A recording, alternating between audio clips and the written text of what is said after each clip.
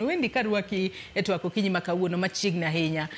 Waneno gino mano timore chieng' Tich Adek, mano mar jomani pachi kotudore kod manang'o manyalo bedo ni ne otimore mar apar olokore obedo ng'anyo, obedo kwalo mwandu kaachiel kod thoe mano waneno.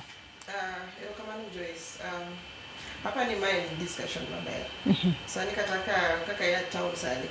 The past 2 days nyoro kawuono kikalo town late. Ineno ka ng'ato yuecho to yueyo glasses. Oyueyo glasses, oyueyo dishni omuki. Nitie buildings maneno ka mach oketho. Buildings ma maybe nikalo kanyo pile. Sani koro ruenyi. Koro en gimoro malit. Tapa ni kuma wachope as a country. One point moro ma koro gito duoga back to the drawing board. Gik mang'eny osetimore. Wasegolo asira. Drawing board idwa no doge drawing board nade kata drawing board mane ma ifaro no winjo bed ni je duoge. Waduoge drawing board because gik ma Gen Z wuoyege ogin gik manyien. Okay, wawuoyo about first anniversary. Gini notimore worse than gimotimore sani ni 1 year ago. Maka sani watimo anniversary 1 year down the line. Serikal no wuoyo, President Awuod no wuoyo. Ang'o ma serikal osetime e wachgo. Gik mamedo iji wang' malit makoro gik moko koro kethore nikech wuoyo to ok winjwa. Mane mirima ma Gen Z nigo. Giwuoyo to ok winjgi. Gichalo ka gima wan koro tijwa en mana go koko ok udwa winjowa. But hapa ni drawing board ma wuoye ni Ruto chala janyuol, dong en janyuol. Odog chien to luong nyithinde kata e familia ka gik mo kintie gi nyathi moro ma koro ovuka mpaka. Tidhi tiluonge to koro idok chien kaka janyuol. Okigol kifua ni ne main gi power. Wendi temo wacho ni nyaka sani koro sirikal mano mar jatend piny Kenya William Ruto kosebedo ka winjo jende mago mag Gen Z donge. Owinjo beno winjo ojende mag Gen Z kata Gen Z e yo machalo nade. Oluong gi kanye, oluong gi nade mar mondo mi gibed piny gi gombaka to mbaka ni hie owinjo bed marango. Gen Z winjo ni jatend piny ok winj gi nade kata yo mane kata kuonde mage mapok owinje Gen Z makare. Emomiyo gigolo ichwag e ndara kacha ka giketho mwandu ka ikwalo gik moko to bende koro bila kaluore kod gigo ma seche moko gin bendo ng'isgi ni gidhi ginegi ni girito jopiny kuom hawi marach. Waneno ka jomoko bende ichielo gi magina mawit ngimagi. Just wach wuoyo ni bok nyien. Last time ne giwacho ni Gen Z obi mondo wawuo. Wuoyo no notimore. Kata ka en broad based no nonyuole wach wuoyo no but mano pod en wuoyo. Gima timore ni gik mane Gen Z demand 1 year ago. Ang'o mosetime. De gima Ruto nego timo wuogo oko to ashwa Kenyans ni gik mane gidwaro but hapa ni gimoro achiel ma Gen Z dwaro kabisa issue mar police brutality. I think mane top list. Mane issue maketho Kenya kae. Sani pok waiko Albert Ojwang. Pod ene mochari. To pod wan gi bodies ochiko mubedo reported nyocha kae. Koro police brutality ni I think en a top issue. Sani koro kata wach finance bill no nyachung monde. Wach economic crisis go nyachung. But sani people are losing lives. Jikori nega ka gweno. Kaka gweno iwuok ko tissue to githo athoya. Sani wachope point makoro we don't value life. Wachalo koro wate wen le serikal en le guns gin le okaluongi ni Gen Z. Wan gi guns gi Gen Z. Nyocha ka no land about Mwiki. Gima notimore Mwiki. Ana machiegni gi Mwiki. The next day na dhi kuro. Gik mane guns timo manoko bedo reported kae. Ne giwuotho to ka giyudi ne nitie nyako manobedo raped.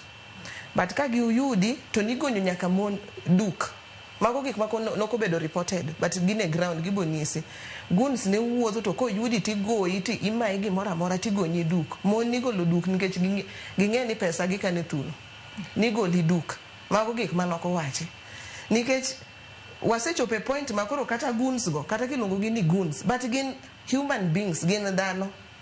Police kesa mogolo bullet to dhi to oshuto ng'at mo otigo bade malo maonge weapon. Oparo ka animal. We are no longer human beings. That is why awacho ni we need a healing as a country.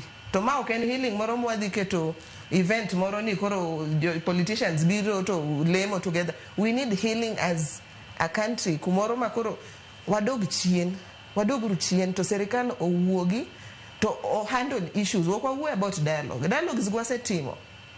wasetimo opposition osewuoyo ka gi serikal, wan gi siji what, wan gi dialogues mang'eny.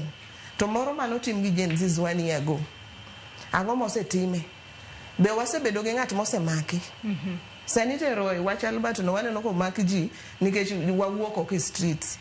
To jok ma maybe no osetho e namna mane Albert notho to nokolandi. Be ntiere arrest manosetim. To ntiere video moro mane George Natembeya wacha tu niite nikech en e social media. Mano wuoyo to wacho gik matimore e police. But to macha ng'at ma was a high ranking officer no reveal gik matimore. To ki listen to that video okapani ng'acha nyariambo ka en ng'at man osebede system no. Macha ng'at ma has a history with police institution. To no wuok to golo gik matimore. Matende ni mar Albert ni no wuok oko. Maji no wuoyo, maji oyuake. To adi matimore, ji adi minego e cells to kuwoye. Ji adi minego tiwito mwile gi iyude nam, iyudo kate kamoro. Iyude rooms. Mona di wasi wuoyo wach femicide ni. Nyiri minega negati wito bodies gi. Nikech kanye point makoro wasechope as a Kenya. Emomiyo wacho ni Kenya sahi kuma wasechope. Watuo wate. One Gen Z's, as much as we fight, it's okay, it's okay. Me ana wacho ni samidi wuok oko to idhi fight for your rights. It is okay. It is okay. But serikal time ang'o? Sama the moment ma okoro giwinj wagi. Ema koro all turn into something else. Emomiyo koro kata rapar gi. Macha ok rapar. Rapar en gimoro ma wabiro together to wayuak to waparo jogo to waketo msalaba to waketo candles to walemo. Emomiyo ahero comment ma ng'ato wacho kanyo wacho ni ken rapar to en gima wapango maber. Wadhiru kata kanisa. Kanisa maduong' to Gen Z wadhiru kucho to waketuru t-shirts to walam to wamokru musuma. To parliament gibi, now that ogidwa no adhi e parliament, gin ma gibi jo the MPs gibi mondo wayuak together nikech gimbe gin parents. Se President Rice embo bi mane gim wanya timo as a society watim ni koro watimo rapar but gima no timore nyocha rapar. Sani ki wuotho town ka gino late seriously Joyce. Ana onge business town. Lakini wuoyo kata gi ng'at mokela kae anise ni an kan gi business gima sene nikech Kenya kai trend mosebedo ni gimoro amoro moluongi ni demonstration. Ji tho iwang'o gik moko olokra loka is something else. An Kenya kai osechopo point makoro kan gi business town ka unisa ni kinyi nitiere demonstration pack gi ka dhigo ot. Nikech at the end of it jok masani koro olalo gik moko ge ng'adhi chulo gi. Jo Kenya ok dhi chango negi pesa. To macha ng'at ma maybe okawo loan. Macha ng'at ma maybe that is the only daily bread. Koro en kumoro ma everything has gone off guard. Sani winjo ka Murko Meno osewuok oko en owacho ni siji wach bullet. Aomi wawuoye bullet to bullets ema nego ji.